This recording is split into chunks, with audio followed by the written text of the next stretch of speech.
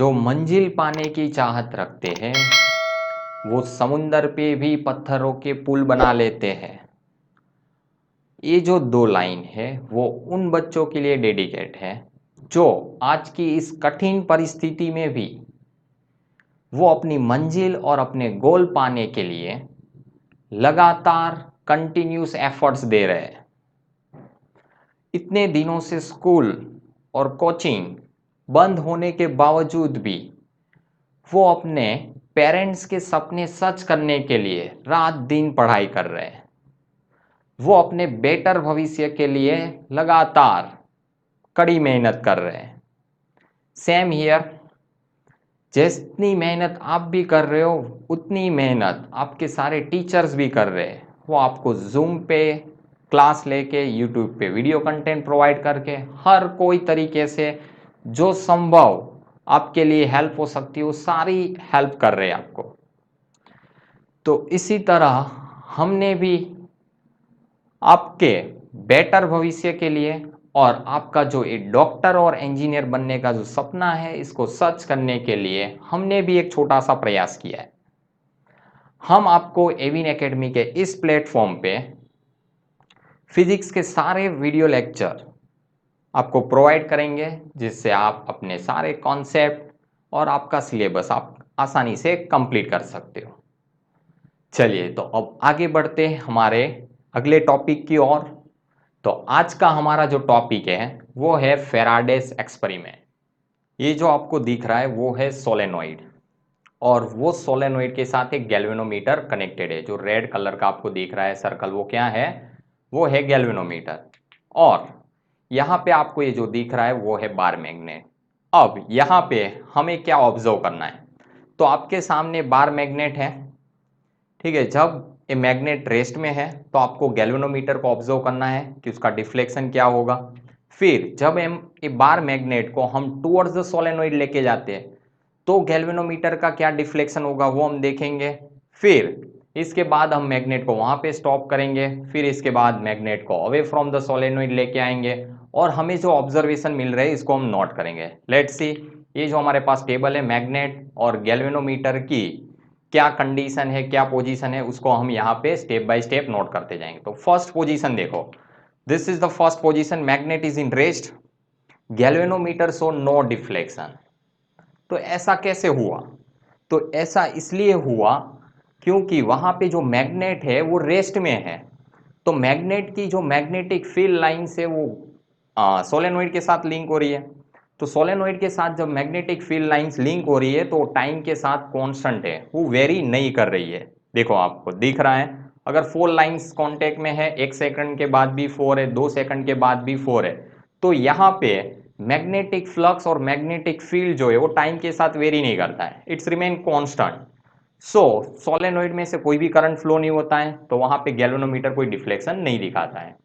क्योंकि हमने पिछले क्लास में पढ़ा था इलेक्ट्रोमैग्नेटिक इंडक्शन क्या होता है कि जब आप कोई सोलेनोइड या तो कोइल के साथ अब वेरिंग मैग्नेटिक फ्लक्स अगर लिंक कर दो या तो वेरिंग मैग्नेटिक फील्ड लिंक करो तो वहां पे ईएमएफ इंड्यूस होता है, और अगर वो सर्किट क्लोज हो तो उसमें से करंट भी फ्लो होता है। ये हमने प्रीवियस क्लास में हमने पढ़ा था। तो यहाँ पे इसलिए जो गैल्वेनोमीटर है उसका डिफ्लेक्शन क्या होगा? 0 होगा। लेट्स सी, अब मैग्नेट का जो नॉर्थ पोल है it is moving towards the solenoid, then what happen? तो जब magnet is moving towards the solenoid, galvanometer show deflection, this is toward the right. कहां पे दिखाता है? टूवर्ड्स द राइट दिखाता है। क्यों दिखाएगा?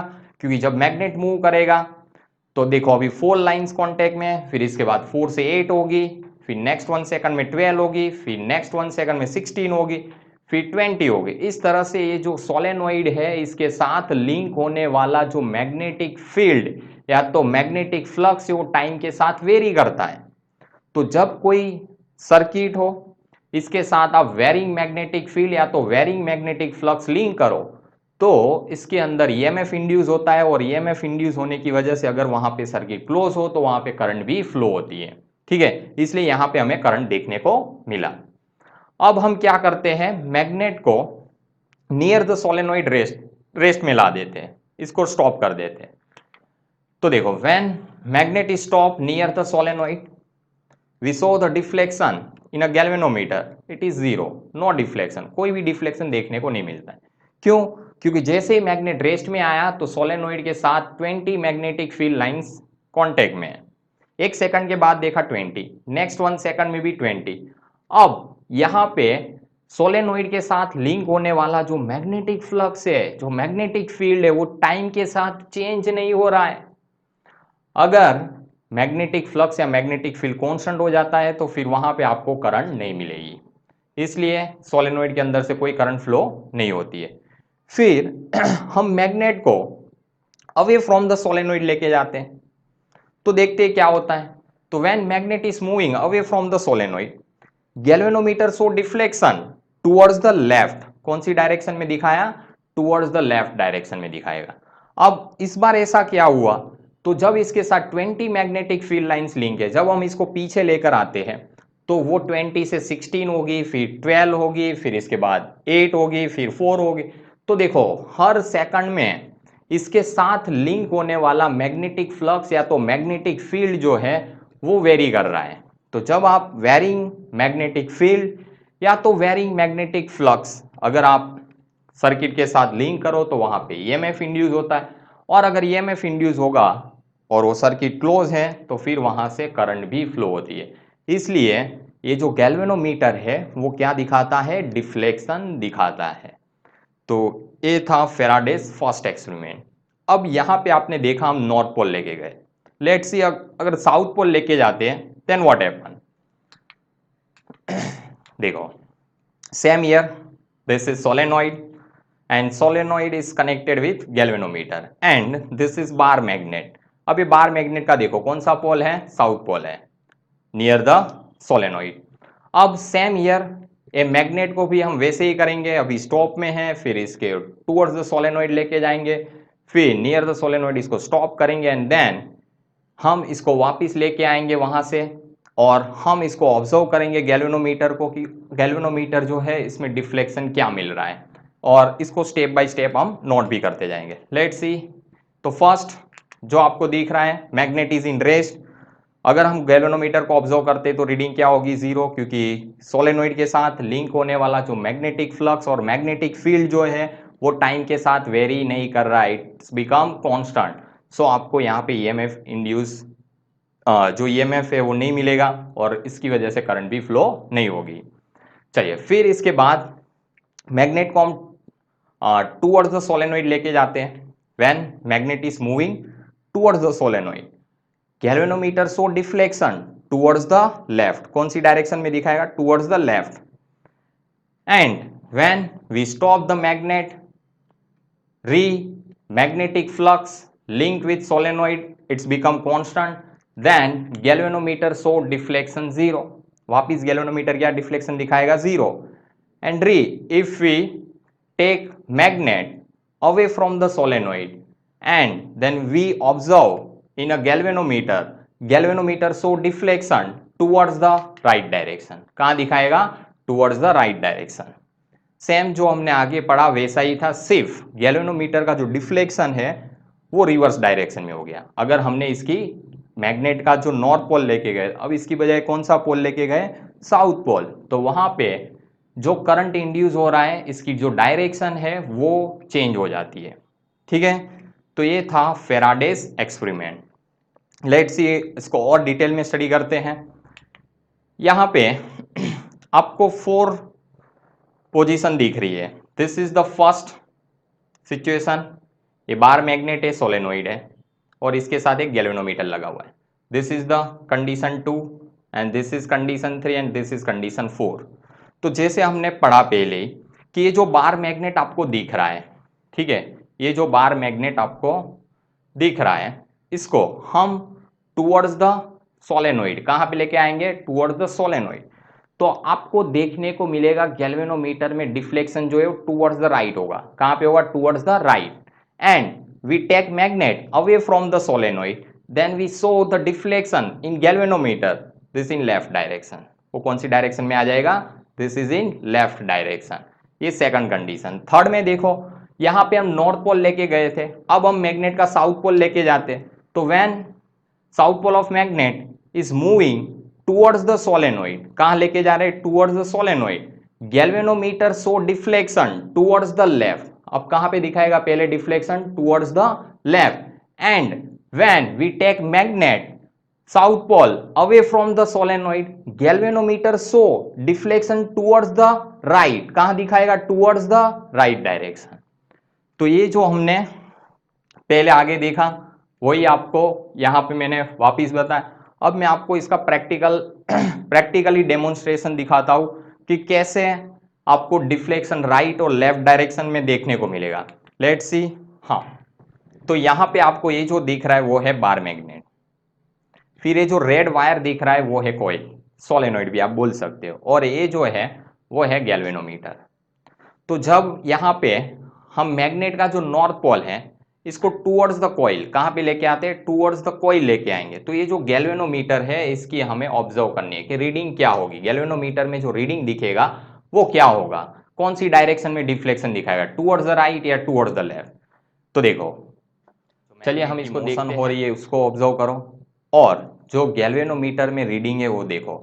एक बार राइट, जब मैग्नेट का जो नॉर्थ पोल है वो टूवर्ड्स द कॉइल जा रहा है तो galvanometer show deflection towards the right, and इसका जो नॉर्थ पोल है वो अवे जा रहा है तो देखो डिफ्लेक्शन देखो टूवर्ड्स द लेफ्ट आ रही है। कहां आ रही है? Deflection towards the left. तो this is the first experiment of Faraday ji. चलिए, I hope are you clearly understand, आप सभी को अच्छे से समझ में आ गया होगा। चलिए अगले टॉपिक की ओर, नेक्स्ट पेज की ओर आगे बढ़ते हैं। यहां पे हमने जो डेमोन्स्ट्रेशन देखा इसमें से हम कौन कौन से पॉइंट नोट कर सकते हैं। तो देखो, फर्स्ट आपने यहां पे ऑब्जर्व किया कि when magnets north pole is moving towards the coil, galvanometer show deflection towards the right. ये आपने फर्स्ट ऑब्जर्वेशन देखो, when magnets moving towards the coil, galvanometer show deflection towards the right direction. Second observation क्या किया? When magnet moving away from the coil, galvanometer show deflection towards the left.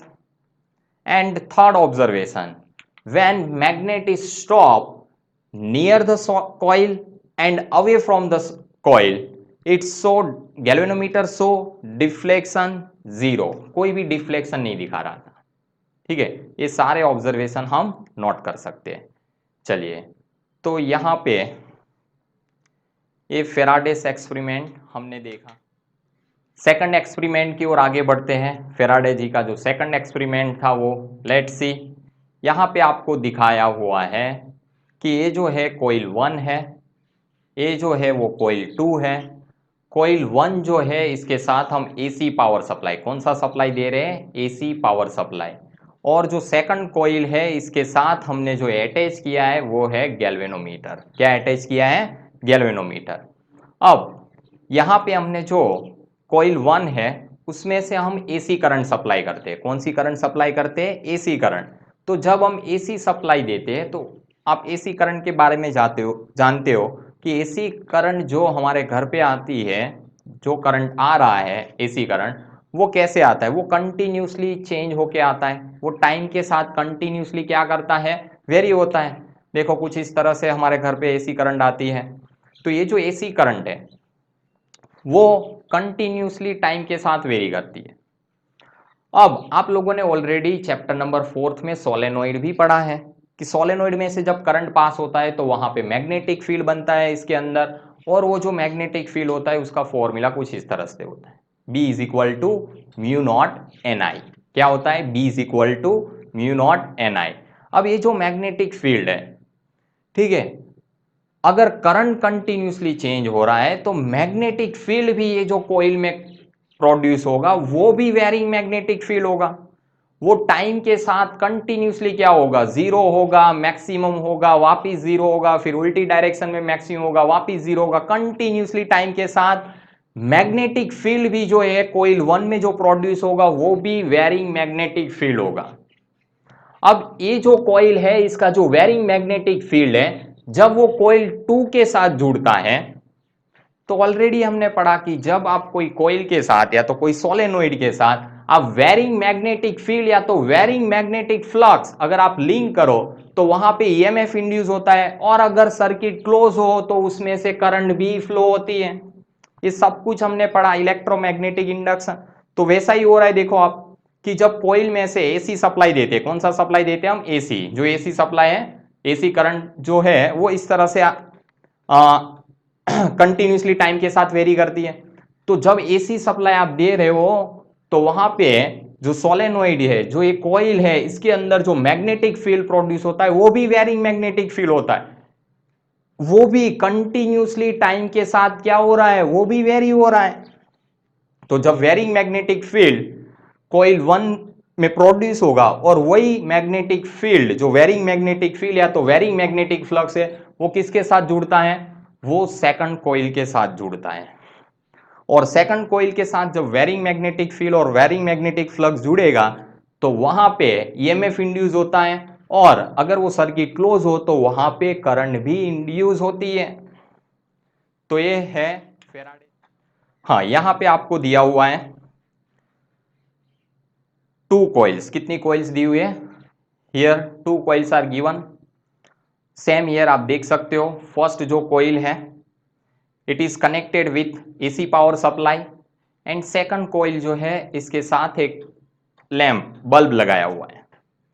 तो जब आप first coil में क्या करोगे, varying AC supply दिया, तो एसी सप्लाई ऑलरेडी आप जानते हो जो हमारे घर पे करंट आती है वो इस तरह से आ रही है। तो ये जो एसी करंट जब इसको दी जाएगी वहां पे, तो सोलेनोइड के अंदर कैसा मैग्नेटिक फील्ड बनेगा, B is equal to mu naught NI, वो भी कैसा होगा, वेरिंग मैग्नेटिक फील्ड होगा। तो फर्स्ट कॉइल में जब वेरिंग मैग्नेटिक फील्ड प्रोड्यूस होगा तो इसके जो नियरेस्ट कॉइल जो है, सेकंड कॉइल पड़ी हुई है, वो कॉइल के साथ वो वेरिंग मैग्नेटिक फ्लक्स या तो वेरिंग मैग्नेटिक फील्ड लिंक होगा। तो वो जो वेरिंग मैग्नेटिक फील्ड लिंक हुआ इसकी वजह से वहां पे ईएमएफ इंड्यूस होता है, और ईएमएफ इंड्यूस हुआ तो वहां से सर्किट अगर क्लोज हो तो करंट भी फ्लो होती है। अगर फ्लो हुई तो जो लैंप है वो क्या होगा, लाइट अप होगा। चलिए इसका लाइव डेमोन्स्ट्रेशन देखते हैं। चलिए तो यहाँ पे ये जो है आपको सेम 2 कॉइल दी हुई है। ये जो कॉइल है इसमें हम एसी पावर सप्लाई दे रहे हैं, और सेकंड जो कॉइल है इसके साथ एक बल्ब कनेक्टेड है। ठीक है, जब हम फर्स्ट कॉइल जो है इसमें से एसी करंट सप्लाई करेंगे तो फर्स्ट कॉइल में वेरिंग मैग्नेटिक फील्ड प्रोड्यूस होता है, और वो जो वेरिंग मैग्नेटिक फ्लक्स है वो सेकंड कॉइल के साथ जुड़ेगा और सेकंड कॉइल में करंट फ्लो होगी। देखिए इसको लाइव डेमोन्स्ट्रेट करते हैं हम कैसे प्रोड्यूस होता है। आप देख सकते हो कि जो फर्स्ट कॉइल है इसमें से हमने एसी सप्लाई पास किया तो किस तरह से वहाँ पे देखो varying magnetic flux continuously increase और डिक्रीज, करंट मैक्सिमम होगी तो मैग्नेटिक फील्ड भी मैक्सिमम होगा, फिर करंट जीरो होगी तो मैग्नेटिक फील्ड भी क्या होता है, जीरो होता है। फिर उल्टी डायरेक्शन में करंट मैक्सिमम होती है तो मैग्नेटिक फील्ड भी वापस मैक्सिमम होता है, इसकी भी डायरेक्शन चेंज होती है कंटिन्यूसली। और यही जो वेरिंग मैग्नेटिक फ्लक्स या वेरिंग मैग्नेटिक फील्ड जो है वो जो सेकंड कॉइल है इसके साथ वो जुड़ता है, और इसकी वजह से वहां पे ईएमएफ इंड्यूस होता है, और अगर वो सर्किट क्लोज हो तो वहां पे करंट भी फ्लो होती है। और इसी की वजह से आप लैंप को देखो बार बार लाइट अप हो रहा है, बंद हो रहा है, लाइट अप हो रहा है। तो ये जो है वो कंटिन्यूसली वहां पे वेरिंग मैग्नेटिक फ्लक्स वहां पे लिंक हो रहा है, इसकी वजह से वहां पे से करंट फ्लो होती है। चलिए तो ये था सेकंड एक्सपेरिमेंट, ये हमने एसी सप्लाई दिया। अगर मान लो हम डीसी सप्लाई दें, कैसा सप्लाई दें, DC supply, then what happen. चलो डीसी सप्लाई की भी स्टडी करते हैं। अगर हम एसी सप्लाई की जगह पे हम कौन सा सप्लाई दें, कोइल को डीसी सप्लाई दें, देन व्हाट हैपन। हाँ तो यहाँ पे अब हम फेराडेस एक्सपेरिमेंट की ओर आगे बढ़ते हैं। तो यहाँ पे आपको दिया हुआ है 2 coil, one is coil A and another is coil B. Coil A जो है वहां पे हमने सेल लगाया हुआ है, और इसके साथ एक स्विच भी है, एस जो आपको दिख रहा है वो क्या है, स्विच। और कॉइल बी जो है इसके साथ हमने गैल्वेनोमीटर लगाया है। अब हम क्या करेंगे, यहाँ पे स्विच की पोजीशन और गैल्वेनोमीटर का डिफ्लेक्शन वो दोनों को ऑब्जर्व करते जाएंगे और इसको नोट करते जाएंगे कि हमें कब गैल्वेनोमीटर में डिफ्लेक्शन दिख रहा है और कब गैल्वेनोमीटर में डिफ्लेक्शन नहीं दिख रहा है। तो देखो यहाँ पे हमें कॉइल और गैल्वेनोमीटर। ठीक है, तो फर्स्ट अब देखो स्विच इज ओपन, अभी स्विच जो है वो क्या है, ओपन है। तो जैसे स्विच ओपन है तो देखो उसमें से कोई करंट फ्लो नहीं हो रहा है, वहां पे कोई भी मैग्नेटिक फील्ड नहीं है, तो गैल्वेनोमीटर जो है उसमें डिफ्लेक्शन आपको जीरो देखने को मिलेगा। ठीक है, डिफ्लेक्शन क्या होगा, जीरो होगा। बट सेकंड देखो, switch is just close, just suppose कि ये जो सर्किट आपको दी है कोइल है, वहां पे अगर मैक्सिमम 10 एम्पियर करंट पास होती है, तो वो 10 एम्पियर करंट डायरेक्टली 0 to 10 नहीं होती है, वो 0 से 1 होगी, फिर 2 होगी, फिर 3 होगी, फिर 4 होगी, ऐसे बढ़ती जाएगी। ठीक है, तो वहां पे ऑब्वियसली अगर करंट इंक्रीज होता है तो magnetic field B is equal to mu naught n I, अगर आई इंक्रीज हो रहा है तो मैग्नेटिक फील्ड भी बढ़ता जाएगा, 2 फील्ड लाइंस बनी, 4 बनी, ऐसे बढ़ते बढ़ते 20 मैग्नेटिक फील्ड लाइंस हो जाएगी जब करंट कितना हो जाएगा, 10 एम्पियर। तो स्विच इज जस्ट क्लोज और करंट गैल्वेनोमीटर में से फ्लो होता है and galvanometer show deflection towards the right, कौन सी डायरेक्शन में दिखाता है, टुवर्ड्स द राइट डायरेक्शन। तो यहां पे वेरिंग मैग्नेटिक फील्ड क्या लिंक हुआ सेकंड कॉइल के साथ, फर्स्ट कॉइल में वेरिंग मैग्नेटिक फील्ड और वेरिंग मैग्नेटिक फ्लक्स प्रोड्यूस होता है जब हम स्विच को जस्ट क्लोज करते हैं, वैसे ही तुरंत, और वो सेकंड कॉइल के साथ जुड़ जाता है, तो सेकंड कॉइल में से ईएमएफ इंड्यूस होता है और वहां पे से करंट भी फ्लो होती है, इसलिए गैल्वेनोमीटर क्या दिखाता है, डिफ्लेक्शन दिखाता है। चलिए अब थर्ड केस में, जैसे ही 10 एम्पियर करंट कैसा हो गया, कांस्टेंट हो गया, जैसे ही थोड़े टाइम के बाद करंट 0 से 10 एम्पियर तक पहुंचा, फिर इसके बाद करंट का बढ़ना जो है वो बंद हो गया, करंट कांस्टेंट हो गया 10 एम्पियर। तो जैसे करंट कांस्टेंट हो जाता है तो मैग्नेटिक फील्ड भी कांस्टेंट हो जाता है, तो सेकंड कॉइल के साथ जुड़ने वाला जो मैग्नेटिक फील्ड या तो मैग्नेटिक फ्लक्स वो टाइम के साथ अब बदल नहीं रहा है, तो सेकंड कॉइल में से कोई करंट फ्लो नहीं होती है, तो गैल्वेनोमीटर डिफ्लेक्शन क्या दिखाएगा, जीरो डिफ्लेक्शन दिखाएगा, तो ये रहा जीरो। फिर इसके बाद हमने क्या किया, switch is just open, 10 ampere current जा रहा था, स्विच को हमने वापस ओपन कर दिया, तो करंट जो है वो डायरेक्टली 10 से 0 नहीं होता है, वो 10 से 9 होगा, 8 होगा, 7 होगा, 6 होगा, 5 होगा, 4 ऐसे कम होता जाएगा।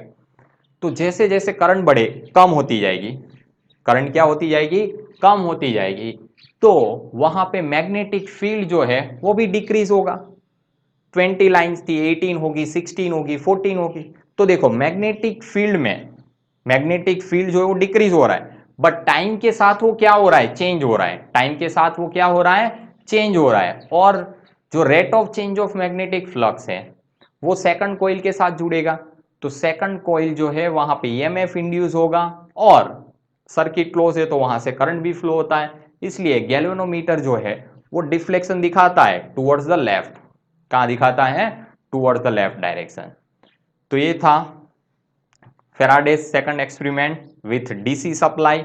चलिए अब सेम हियर इसका भी हम लाइव डेमोन्स्ट्रेशन करते हैं कि किस तरह से वर्क करता है, लेट्स सी। चलिए तो यहाँ पे आपको दिख रहा है, ये है कॉइल ए और ए जो है वो है कॉइल बी, कॉइल बी जो है वहां पे गैल्वेनोमीटर लगा है, कॉइल ए जो है वहां पे हमने सेल लगाया हुआ है, क्या लगा हुआ है, सेल, और इसके साथ एक स्विच कनेक्टेड है। तो देखो जब यहाँ पे हम स्विच को क्लोज करेंगे, आपको देखना है, ऑब्जर्व क्या करना है, स्विच जब क्लोज होगी तो तुरंत ही आपको देखने को मिलेगा कि सेकंड कॉइल में भी जो गैल्वेनोमीटर है वो क्या दिखाएगा, डिफ्लेक्शन। चलिए तो ये मैं आपको दिखाता हूं, देखिए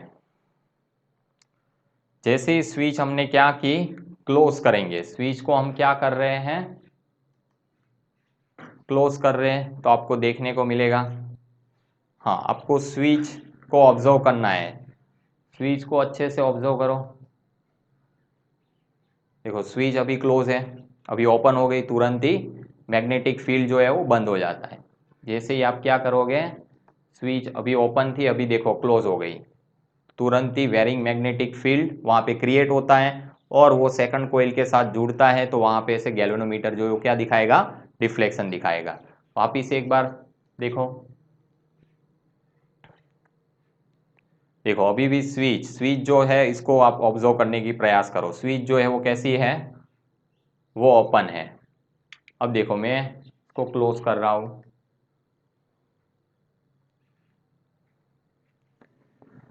चलिए, तो ये है फेराडेस जी का सेकंड एक्सपेरिमेंट। अब इस सब प्रैक्टिकल एक्सपेरिमेंट फेराडे जी ने परफॉर्म किए और इस पे से कुछ कंक्लूजन दिया। ठीक है, उन ये सब जितने भी एक्सपेरिमेंट इन्होंने किए और इस पे से इन्होंने कुछ कंक्लूजन निकाले। चलिए, तो अब इसका जो कंक्लूजन है वो देखते हैं कि इन्होंने ये जो रिजल्ट एक्सपेरिमेंट से जो रिजल्ट मिल रहे थे उन्होंने क्या बताया। The result of this experiment show that, first क्या रिजल्ट मिला यहां से, the relative motion between magnet and the coil is responsible for a induction of electric current in the coil. ठीक है, जो कॉइल है इसमें जो इलेक्ट्रिक करंट मिल रहा है वो किसकी वजह से मिल रहा था। फर्स्ट इन्होंने कंक्लूजन निकाला कि जो हम मैग्नेट और कॉइल के बीच जो रिलेटिव मोशन कर रहे हैं which are the responsible for induction of electric current. तो देखिए यहाँ पे है हमारे पास ये कॉइल और ये है मैग्नेट। तो जब हम मैग्नेट को आगे हमने सब एक्सपेरिमेंट परफॉर्म किए, उसमें सब कुछ देखा कि जब मैग्नेट स्टॉप में है तो आपको कोई डिफ्लेक्शन नहीं देखने को मिलता है गैल्वेनोमीटर में, बट जैसे ही मैग्नेट जो है वो towards the coil and away from the coil motion करता है तो वहां पे आपको डिफ्लेक्शन गैल्वेनोमीटर में देखने को मिलता है। तो एक ये फर्स्ट कंक्लूजन था कि जब रिलेटिव मोशन होती है between magnet and coil which is responsible for a induction of electric current in a coil. Let's see next. Next conclusion जो दिया उन्होंने कि the relative motion between the magnet and the coil is increase और decrease more and less current induce in the coil. अगर आप ये जो relative motion करा रहे थे, अगर आप इसको क्या करो इंक्रीज करो तो आपको जो इंड्यूस करंट मिलेगा वो भी इंक्रीज होगा। अगर आप डिक्रीज करते हो रिलेटिव मोशन तो वहां पे जो इंड्यूस करंट मिल रहा है वो भी डिक्रीज होगा। देखो सेम ईयर ये मैग्नेट था, अगर ये मैग्नेट को आप 5 मीटर पर सेकंड से लेकर जा रहे थे, कितनी वेलोसिटी से लेके जा रहे थे 5, तो आपको कुछ करंट मिल रहा था। अब आप इसकी स्पीड 10 मीटर पर सेकंड कर दो तो आपको जो इंड्यूस करंट वहां पे गैल्वेनोमीटर दिखाएगा वो ज्यादा दिखाएगा। अगर आप इसकी स्पीड 5 की जगह पे 2 कर दो तो अब गैल्वेनोमीटर में जो करंट दिख रहा है वो भी डिक्रीज हो। दैट मीन्स कि अगर आप रिलेटिव मोशन इंक्रीज करते हो तो आपको जो करंट मिल रहा है कॉइल में वो भी इंक्रीज होगा। अगर आप रिलेटिव मोशन डिक्रीज करते हो तो आपको जो कॉइल में करंट मिल रहा है वो भी डिक्रीज होगा। ठीक है, तो this is the second conclusion. Third देखते हैं। चलिए नेक्स्ट। नेक्स्ट में जो आपको दिखाया the direction of induce current, the direction of induce current is reverse if relative motion is reverse. अगर हम रिलेटिव मोशन जो हम करा रहे थे अगर इसकी डायरेक्शन रिवर्स कर दे तो इंड्यूस करंट की डायरेक्शन भी रिवर्स होती है। ये अच्छे से यहाँ पे हमने एक्सप्लेन किया था कि जब मैग्नेट जो है इसका नॉर्थ पोल कहाँ पे लेके आते हैं टूवर्ड्स द कॉइल, तो गैल्वेनोमीटर जो है उसका डिफ्लेक्शन टूवर्ड्स द राइट होता है। व्हेन मैग्नेट जो है इसका north pole away from the coil लेकर जाते हैं तो जो गैल्वेनोमीटर है वो डिफ्लेक्शन टुवर्ड्स द लेफ्ट दिखाता है। फिर इसके बाद हमने देखा कि when magnet south pole is taken towards the coil galvanometer show deflection towards the left and south pole of magnet is moving away from the coil galvanometer show deflection towards the right direction। ये हमने already पहले ही observe किया है। तो ये third conclusion था कि the direction of electric current is reverse if we change the direction of relative motion। Let's see next last conclusion of this experiment। देखो ये बहुत ही अच्छा था कि मैग्नेट और कॉइल अगर आप इसको सेम स्पीड से और सेम डायरेक्शन में with same speed and in a same direction अगर आप इसको लेकर जाते हो तो गैल्वेनोमीटर कोई डिफ्लेक्शन नहीं दिखाता है। If the magnet and coil are moving with same speed in the same direction, galvanometer does not show any deflection, वो कोई डिफ्लेक्शन दिखाएगा नहीं। क्यों ऐसा होगा देखो, तो जस्ट सपोज यहां पे आपको ये कोइल दिख रही है और ये मैग्नेट है। तो देखो मैग्नेट की 4 मैग्नेटिक फील्ड लाइंस अगर इसके साथ सोलेनोइड के साथ लिंक हो रही है, अब हम दोनों को क्या करते हैं, दोनों को 5 मीटर पर सेकंड से मूव कराते इन सेम डायरेक्शन। तो ये भी 1 सेकंड में 5 मीटर डिस्टेंस चलेगा। अभी देखो दोनों रेस्ट में है, दोनों रेस्ट में है, तो कितनी लाइंस लिंक हो रही है 4। और फिर दोनों को सेम स्पीड से लेके जाते हैं 5 मीटर पर सेकंड से। ये 1 सेकंड में 5 मीटर चला, ये भी 1 सेकंड में 5 चला। जहां पे पहुंचे हो वहां पे देखो वापिस 4 मैग्नेटिक फील्ड लाइन, पहले भी 4 थी, आफ्टर 1 सेकंड भी 4 magnetic field lines, next 1 second के बाद भी 4। तो यहाँ पे जो मैग्नेटिक फील्ड जो है कॉइल के साथ लिंक हो रहा है वो टाइम के साथ नहीं बदल रहा है, इट्स रिमेन कांस्टेंट, तो आपको कोई भी करंट मिलेगा नहीं। ठीक है, तो ये था फोर्थ ऑब्जर्वेशन। चलिए अब फैराडे जी ने इस सारे ऑब्जर्वेशन कंक्लूजन जो है इसको स्टडी किया और इसमें से इन्होंने 2 लॉ दिया, Faraday's first law and Faraday's second law. Faraday first law already हम पढ़ चुके, आगे इलेक्ट्रोमैग्नेटिक इंडक्शन की जो डेफिनेशन है वो इनका फर्स्ट लॉ है कि when varying magnetic field is linked with circuit, EMF will induce in the circuit. If circuit is closed, then current is flow from the circuit. This is the first law of Faraday's. ठीक है, चलिए अब हम आगे इनका second law जो है उसको स्टडी करते हैं। सेकंड लॉ जो इन्होंने बताया उससे हम इंड्यूस ईएमएफ जो है इसका मैग्नीट्यूड कैलकुलेट कर सकते हैं। तो देखिए हम इसके सेकंड लॉ की ओर आगे बढ़ते हैं। फैराडेस लॉ जो सेकंड लॉ है वो कुछ इस तरह से है कि इन्होंने सेकंड लॉ से बताया कि अगर आपको वहां पे जो ईएमएफ इंड्यूस हो रहा है इसका मैग्नीट्यूड आप कैलकुलेट करना चाहते हो तो कैसे कैलकुलेट कर सकते हो, इनके बारे में बताया। तो इन्होंने बताया कि देखो the magnitude of induce EMF produce in a coil which is directly proportional to the rate of change of magnetic flux. The magnitude of induced EMF produced in a coil which is directly proportional to the rate of change of magnetic flux. अब जैसे ये statement है वैसे ही हम इसको formula के form में लिख सकते हैं कि E is equal to minus delta phi by delta t. Delta phi by delta t means what, rate of change of magnetic flux. इसको क्या बोला जाता है, this is called rate of change of magnetic flux. तो जो coil में induce EMF बनेगा वो किस पे डिपेंड करता है, it is only depends on rate of change of magnetic flux. आप मैग्नेटिक फील्ड कितना भी स्ट्रॉन्ग दो या वीक दो उससे डजेंट मैटर, सिर्फ मैटर किस पे करता है कि आप मैग्नेटिक फ्लक्स का जो बदलाव है वो कितना जुड़ रहे हो कॉइल के साथ, उसी पे इंड्यूस ईएमएफ डिपेंड करता है। तो लेट्स सी, ए है E is equal to minus delta phi by delta t. अब जो नेगेटिव साइन आपको दिख रहा है वो जो नेगेटिव साइन है वो क्यों है, क्योंकि इसके बारे में हम स्टडी करेंगे लेंजिस लॉ में। तो ये जो नेगेटिव साइन है it show the presence of Lenz's law. Negative sign क्यों होता है, क्योंकि यहाँ पे जो इंड्यूस ईएमएफ मिलता है इसकी जो डायरेक्शन होती है वो अपोजिट होती है। वो कैसे अपोजिट होती है इसको हम लेंजिस लॉ में अच्छे से स्टडी करेंगे।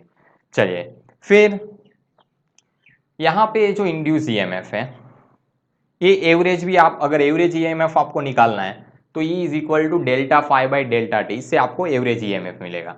अब हमें चाहिए इंस्टेंटेनियस ईएमएफ। इंस्टेंटेनियस ईएमएफ के लिए क्या करेंगे हम कि हम टाइम को इतना छोटा करते जाएं कि वो ऑलमोस्ट जीरो के बराबर हो जाए, limit delta t tends to zero ले ले, तो हमें कौन सा ईएमएफ मिलेगा, instantaneous EMF. Let's see the instantaneous induce EMF at time t is equal to limit delta t tends to 0 in bracket delta phi by delta t। तो इसको हम क्या लिख सकते हैं, E is equal to minus d phi by d t. चाहिए। अब यहाँ पे हमने जो कॉइल कंसीडर की थी वो जस्ट सपोज कि 1 टन था। अगर मान लो कॉइल के अंदर n नंबर ऑफ टन्स हो, कितने टन्स हो, n नंबर ऑफ टन्स हो, then magnetic flux link with this coil वो कितना होगा, this is n phi, total magnetic flux link with this coil, this is n phi। So वहां पे induce EMF कितना बनेगा, तो total induce EMF in a coil of n turns E is equal to minus n d phi by d t होगा। कितना होगा, E is equal to minus n d phi by d t. तो ये था Faraday's second law.